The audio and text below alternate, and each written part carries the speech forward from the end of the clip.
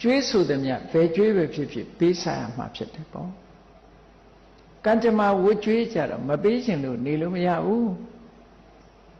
ဒီပြင်ကျွေးတွေကလျှော်ခြင်းလျှော်ခံရမယ်ဘင်္ဂရချိန်ညာပြီးတော့နော်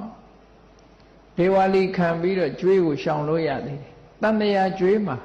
အဲ့ဒါလို့ရှောင်လို့ရနိုင်တာမဟုတ်ဘူးပေးဆိုင်ရမှာဖြစ်တယ်ပေါ့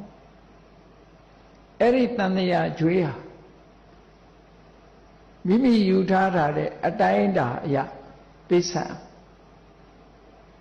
ဘုန်းကြီးတို့ငယ်စဉ်ကကြားဘူးတယ်ရွာတရွာမှာညီကို2ယောက်အကိုလုံးတဲ့ပုဂ္ဂိုလ်ကအဲ့ဒီခေတ်ကငွေချေးတစ်ချက်ရဲ့ထက်ဝက်5မှုပေါ့အဲ့ဒီ5မှုညီစီကခဏချေးပြီးပြန်မပေးပဲနဲ့တည်သွားတဲ့အခါကျတေကနီးမှာပြန်ပေးချင်တော့လဲသူပြန်မပေးရဘူးဆိုတဲ့စိတ်မကောင်းပြီးတော့သေဆုံးသွားတဲ့အခါမှာညီအိမ်မှာသွားပြီးတော့ကျွဲဖြစ်တယ်တဲ့ကျွဲဖြစ်လာပြီဆိုတဲ့ကကျွဲပဲလေနှစ်ပါးကြိုးထိုးပြီးတော့ခိုင်းတော့တာမဟုတ်ခိုင်းတဲ့အခါမှာမသွားခြင်းလဲသွားရမှာပဲမလုပ်ခြင်းလဲလုပ်ရမလုပ်ခြင်းလို့ရိုက်ခံရိုက်ခိုင်းတာညီလုပ်တဲ့ပုဂ္ဂိုလ်ကသူ့ကိုမှန်းတော့မသိဘူးပေါ့ရိုက်ခိုင်းကျွဲဆိုတာတိတ်အသက်ရှည်တာမဟုတ်ဘူးလေ10နှစ်20ဆိုတာအလွန်ဆုံးကျွဲဘဝကလွတ်လာတဲ့အခါကျတော့အဲ့ဒီရွာမှာပဲသူကလူပြန်ဖြစ်တယ်တဲ့လူပြန်ဖြစ်လာတဲ့အခါမှာသူ့ရဲ့နောင်တမိုက်နောင်တကိုရပြီးတော့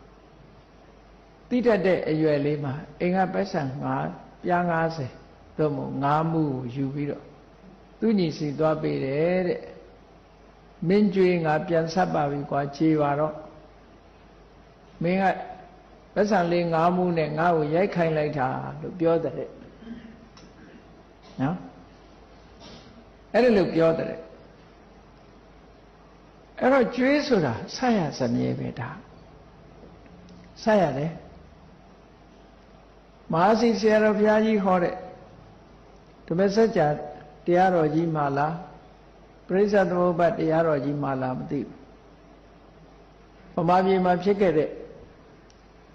ကျွေးမပေးနိုင်လို့4 ဘဝ3 ဘဝဆက်တိုက်ပြီးတော့ခံရတာလေအကြောင်းလေးဖတ်ရှုထားဖို့တယ်ပေါ့အဲ့တော့ကျွေးဆိုတာပေးရတယ်ဆိုတာဘယ်လိုနည်းနဲ့ယူထားတာမတရားသဖြင့်ယူတာလဲကျွေးဖြစ်တတ်တယ်ဒါကြောင့်မို့အရိဏဒါနဆိုတာမလုံသေးရင်လုံအောင်လုပ်ကိုယ်စိတ်ကိုတန်တန်ရှင်းရှင်းစင်စင်ကြဲကြဲဖြစ်အောင်အယုသားဆုံးဖြစ်အောင်ကြိုးစား